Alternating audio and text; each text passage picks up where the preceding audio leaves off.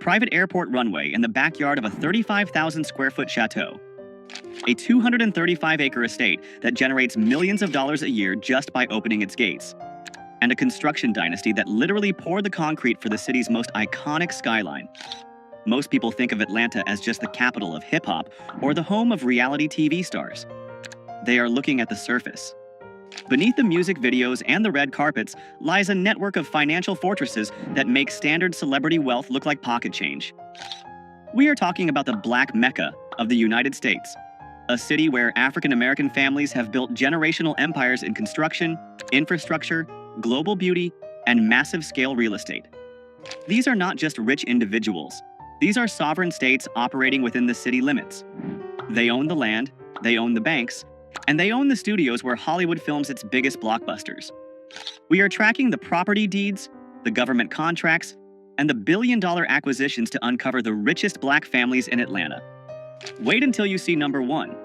We are talking about a man who went from living in his car to owning a 330-acre former Army base, turning it into a production empire bigger than Warner Brothers, Paramount, and Sony combined.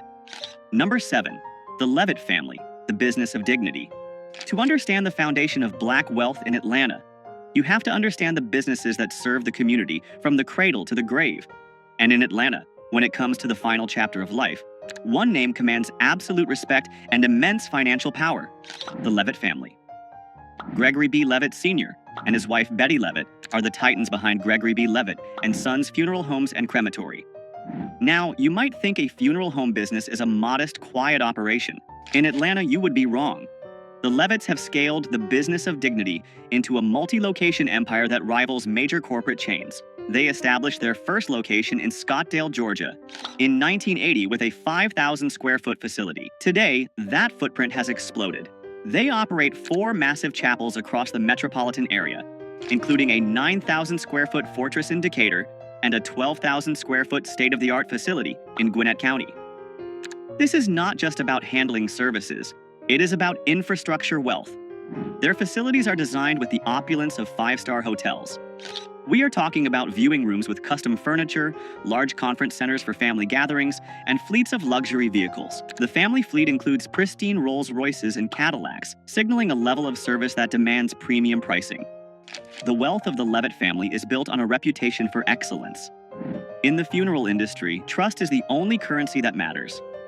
When you serve over 2,200 families annually, as the Levetts do, you are operating a logistics and hospitality machine that generates tens of millions in revenue. Their influence extends far beyond their chapels. The family has donated over $1 million to various charities and organizations. Their philanthropic footprint is so large that the DeKalb Medical Center named their emergency department reception area after Gregory and Betty Levett. This is legacy wealth. It is the kind of wealth that is woven into the fabric of the community. They have handled the homegoing services for some of the most prominent figures in black culture, becoming the go-to institution for Atlanta's elite. The Levetts prove that in the Black Mecca, service industries can be scaled into dynastic fortunes if executed with perfection. They didn't just build a business, they built an institution that will stand for generations. But while the Levetts serve the local community, our next tycoon makes his fortune from the millions of travelers passing through the world's busiest airport. Number 6. Mack Wilbourn, the Airport King. If you have ever flown through Hartsfield-Jackson Atlanta International Airport, the busiest airport on the planet, you have likely put money directly into the pocket of Mack Wilbourn. Mack Wilbourn is the owner and president of Mack II, Incorporated. He is the quiet giant of Atlanta's hospitality sector. While rappers and athletes flash cash on Instagram, Wilbourn collects passive income from the thousands of people who buy a chicken sandwich or a burger every single hour. His empire is built on franchise dominance. He operates franchises of major brands like Popeyes Louisiana Kitchen and Checkers within the airport. But these aren't just normal fast food spots. These are some of the highest grossing locations in the entire world. His 2 Popeyes locations in the airport have consistently ranked as the number 1 and number 2 busiest units in the entire global system. Think about the volume. Hartsfield-Jackson sees over 100 million passengers a year. Wilbourn has positioned his assets right in the flow of that human river. It is a masterclass in captive audience economics. Wilbourn started his journey in 1971 as one of the first minority McDonald's franchisees in the Atlanta area. He grew that initial success into a diversified portfolio that includes vending companies and partnerships in iconic Atlanta destinations. His personal wealth is reflected in his real estate. Public records have linked him to a residence in Midtown Atlanta with over 5,600 square feet of living space, valued at over $1.2 million. But his true asset is his influence. He has hosted President Barack Obama at his home. When you can invite the President of the United States over for dinner, you are operating on a different level of power. Wilbourn represents the B2B, business to business, side of Atlanta wealth. He isn't selling a lifestyle, he is selling efficiency. He proves that you don't need to invent a new product to become ultra wealthy. You just need to control the distribution channel where the people are. But while Mack Wilbourn controls the food, our next family controls the look of Black America. Number 5. The Bronner family, the beauty dynasty. In Atlanta, the beauty industry is not just vanity, it is an economic engine worth billions. And sitting at the throne of this industry is the Bronner family. They are the owners of Bronner Brothers, a private, family-owned company that is one of the largest African-American hair and skincare producers in the United States. Their story is the definition of generational wealth. It began in 1947 with Dr. Nathaniel H. Bronner Sr. and his brother Arthur E. Bronner Sr. They started teaching cosmetology at a local YMCA. Today, the second generation, led by Bernard Bronner and his brothers, controls an empire that exports products around the globe. But their real cash cow is the Bronner Brothers International Beauty Show. This is not just a trade show, it is the Super Bowl of the hair industry. Held at the massive Georgia World Congress Center, it attracts between 40,000 and 70,000 hairstylists, barbers, and beauty experts from around the world. The economic impact of this single event is estimated to be approximately $60 million for the city of Atlanta. The family monetizes every aspect of this ecosystem. They own the product lines, BB African Royale, Tropical Roots, that the stylists use. They own the magazine, UPSCALE magazine, that dictates the trends. And they own the event where the industry gathers to spend money. This is vertical integration at its finest. Their wealth allows them to live lives of immense comfort and influence. The family is deeply embedded in the religious community as well, with Bishop Dale C. Bronner leading the Word of Faith Family Worship Cathedral, a mega church with thousands of members. This connection between business and faith is a pillar of the Atlanta elite structure. The Bronner family has navigated decades of change, from the Jim Crow era to the digital age, without losing control of their company. They have resisted buyouts and takeovers to keep the wealth within the family bloodline.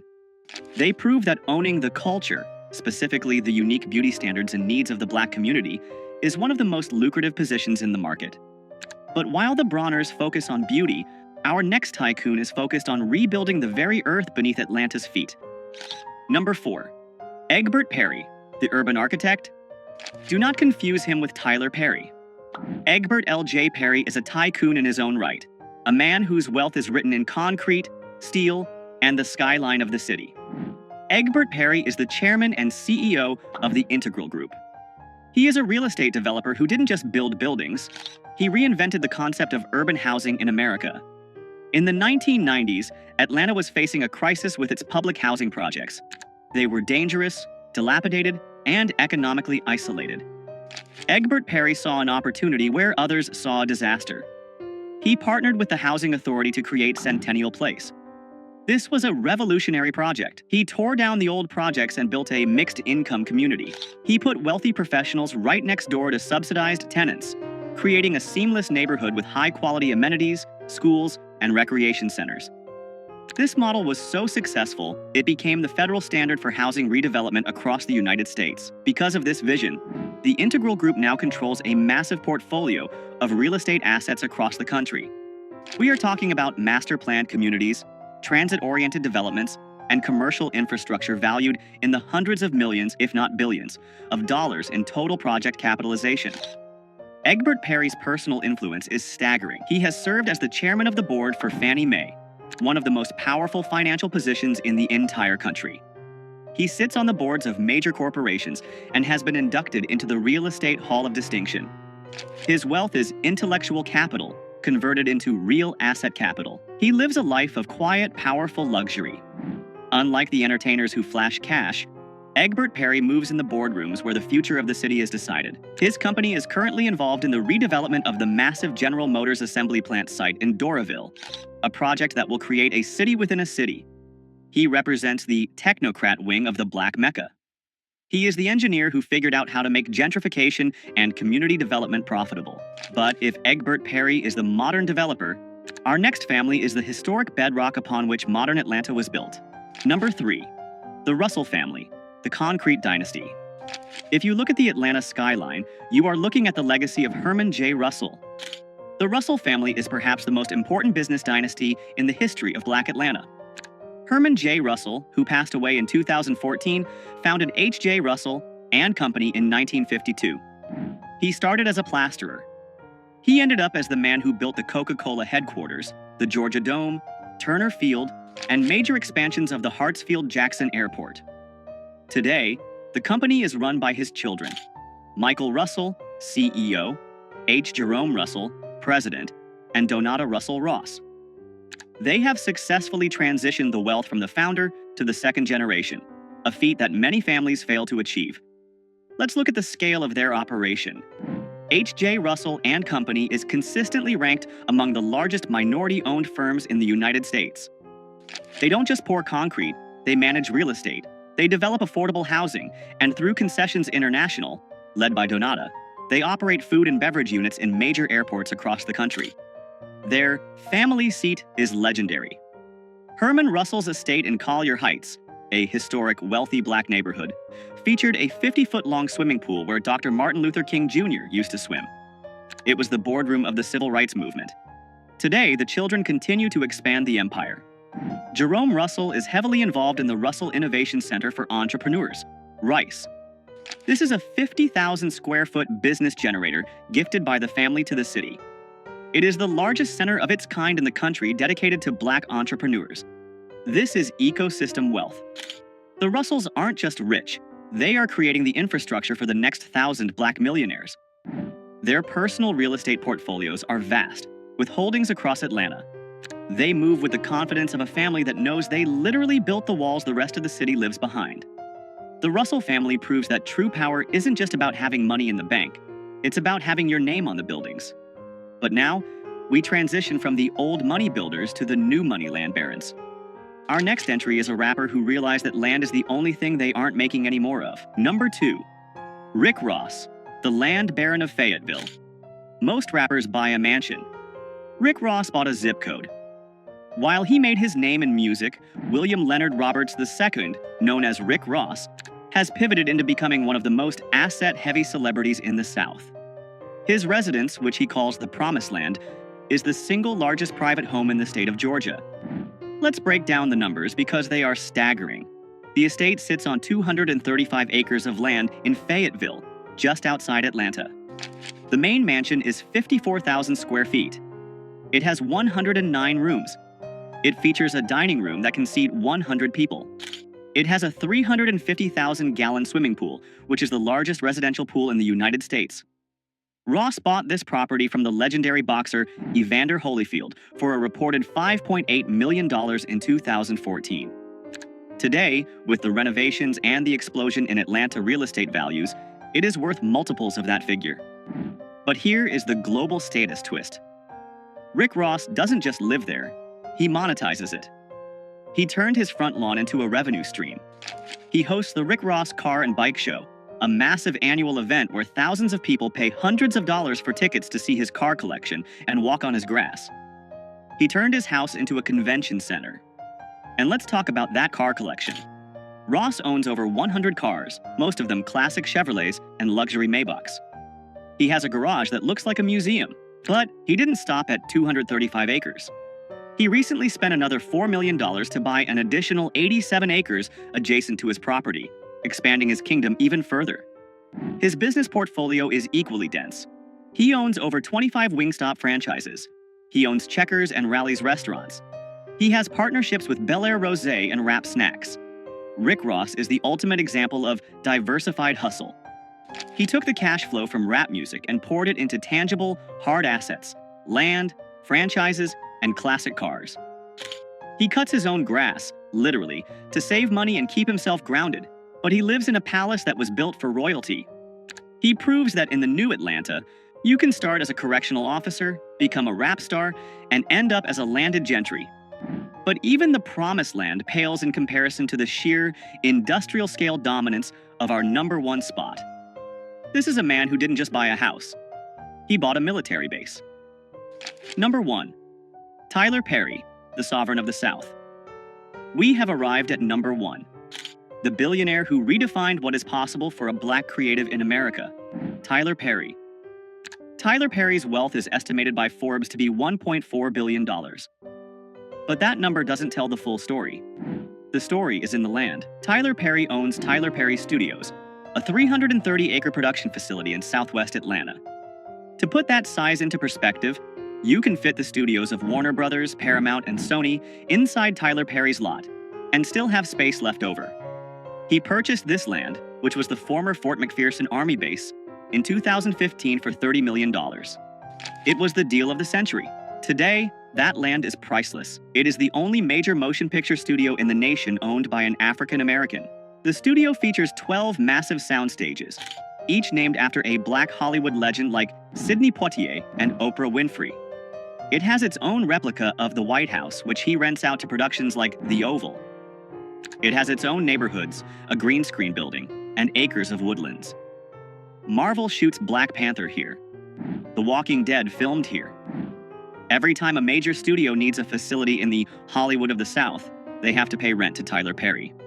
But his personal lifestyle is just as astronomical. For years, he lived in a 17-acre estate in Buckhead that was so lavish it set records when he sold it. He sold it for $15 million to an evangelist, and it was later bought by Steve Harvey. This house featured a 70,000-gallon infinity pool and a ballroom underground. But Tyler Perry needed more space. He is currently building, and nearly finishing, a new massive estate near his studios that defies logic. Reports and aerial footage reveal a home that is more like a resort. It features a massive lap pool, organic farms for horses, and, get this, a private airplane runway in the backyard. Yes, a runway. Because when you are worth $1 billion and you own a private jet, you shouldn't have to drive to the airport. You should be able to fly directly into your living room. He also owns a private island in the Bahamas, White Bay Cay, where he built villas for his guests. He owns a mansion in Beverly Hills, which he famously lent to Prince Harry and Meghan Markle when they left the UK. His wealth comes from a crucial decision he made early in his career: ownership. He owns 100% of his content.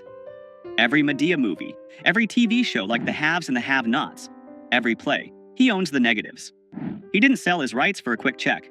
He kept them.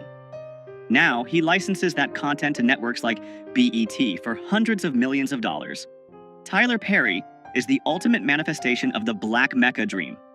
He came to Atlanta with nothing, sleeping in his car. He utilized the city's support for black art to launch his plays. He reinvested every dollar into land and infrastructure. He didn't just ask for a seat at the table. He built his own table, in his own house, on his own 300 acres of land. From the funeral parlors of the Levetts to the airport franchises of Mack Wilbourn, and from the construction sites of the Russells to the sprawling studio lot of Tyler Perry, these families are the pillars of Atlanta's wealth. They prove that the Black Mecca is not just a nickname, it is a financial reality. They have built ecosystems that support thousands of jobs and generate billions in value. They have moved beyond being consumers of luxury to being the producers of it. They own the land, the buildings, and the businesses that make the city run. So, which of these empires impressed you the most? Was it the sheer scale of Rick Ross's Promised Land or the strategic genius of the Bronner family's beauty empire? Let us know in the comments below. And if you want to see how black wealth is exploding in other cities, click the video on your screen right now. You won't believe the fortunes being built in Houston, Texas. Subscribe for more deep dives into the world of hidden wealth. I'll see you in the next one.